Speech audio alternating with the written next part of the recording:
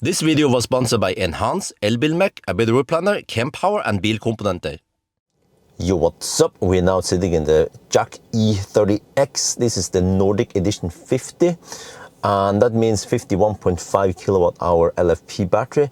And in this video, I'm gonna test how fast or slow it charges. So let's compare it against a bunch of other similar price car here. So you see that the E30X actually ramps up kind of slow, for example, versus Firefly.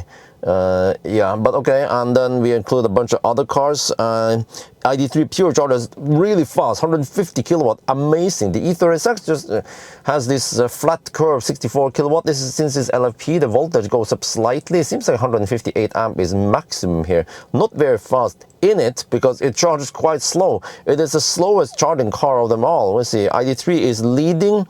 Second place is well, kind of even here between Renault 5 and EC3 and also Firefly. The E30X is just so slow compared to the other. Wow, okay, I'm just gonna call it Jac then. Yeah, it's a lot shorter. However, the E30X or Jac has a decent size battery compared to the smaller one like a Firefly and the EC3. But still, okay, nice and flat, not much going on there. Some of the other cars, they start slowing down a little bit. But look at that, ID3 is already at 50%, and then the Jac is only at 30-something%. Wow, it is so slow compared to the other. Actually, Insta being the second slowest, but even Insta charges faster because it can go at higher current, even though the voltage is quite low on the Insta.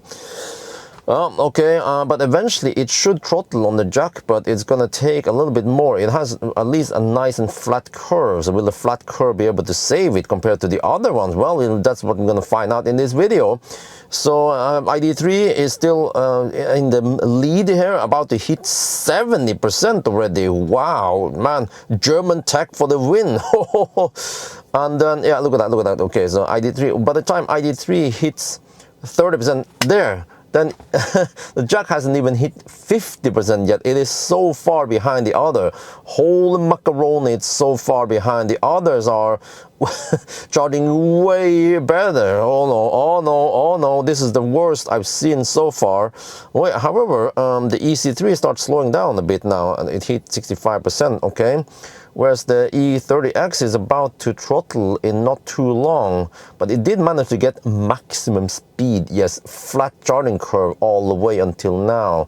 Let me see. Actually, how many percent it throttles at actually varies on depending on how many percent you start with. If you go deep and start with 1%, it will throttle earlier, before 60%. But now it's about to throttle. Yeah, at 65%. Then it goes slower. But I mean, it's still okay. 56 kilowatt for an affordable car. It's still okay speed. Oh, I need to mention that the ID3 is about to hit 90%. This is just so one-sided. But okay, and also, well, when that is being said, the ID3 Pure is quite stripped down. It doesn't have anything, like equipment-wise, it is so stripped down, for example, compared to the Firefly. So it's a trade-off. You want to get a smaller battery in the Firefly, but then way nicer interior, auto steer and so on, or you want to get the ID3 Pure. Okay, anyway, so ID3 hit 90% first. It's probably going to hit 100% by the time the other hit 90%. But okay, but see now the E30X, 30X, whatever, comes with a save because suddenly it has okay speed compared to the EC3. It is about to even catch up with some of the other cars. So actually, when it matters to go to 90%, then the E30X is not that slow. Oh, very impressive. ID3, however, is about to hit 100%. The total humiliation, man. Germans, they just show who is the boss when it comes to charging. Yeah, and then wait, what car is second here? Huh? The Firefly is actually a good second. Very nice. Oh, look at that. E30X overtook the EC3 now. Chinese tech wins over French tech. Yeah, well, except for the Renault 5. But okay. Yeah, ID3 is like flexing it. It hit 100% already. The other cars haven't, many of them, they haven't hit 90% except for the Firefly. Their E30X actually hit 90% before Insta and EC3. Very impressive. But then eventually I need to stop the charging on the E30X because it took too long. But some of the other cars, they actually went to 100%. Yeah, so E30X session stopped at 92%. So you will see that kind of the numbers kind of freeze there. But then also the Insta, yes, went there to 90%. It's kind of weird. And then yeah, We look at the journey curve here. The highest curve here, that's the ID3 Pure, just way faster than the other.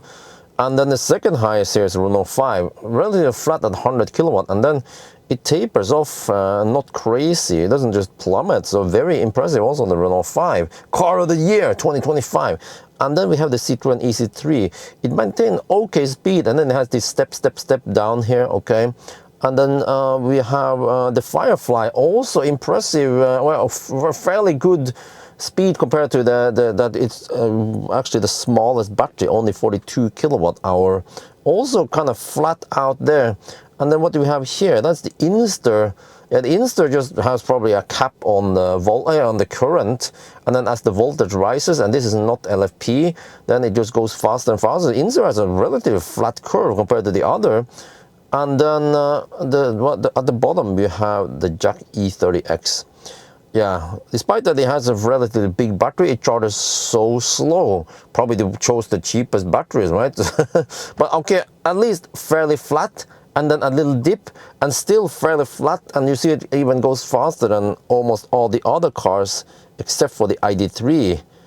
So and then so yeah, based on this you can see that if you go to 90%, the Jac E30X actually performs okay.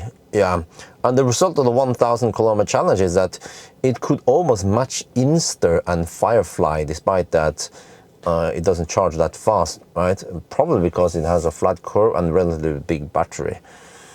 So yeah, that means that even if you go for this affordable, reasonably priced car, a city car, you can still drive it on a long trip and it doesn't take forever. However, when it comes to noise though, it is quite loud. You want to check another video for that.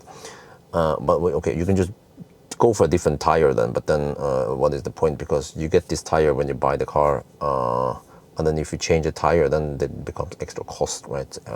Okay, well, whatever, that's a different topic. But yeah, that's gonna be for now. Hope you guys enjoyed this video. As always, thank you for watching, and talk to you later.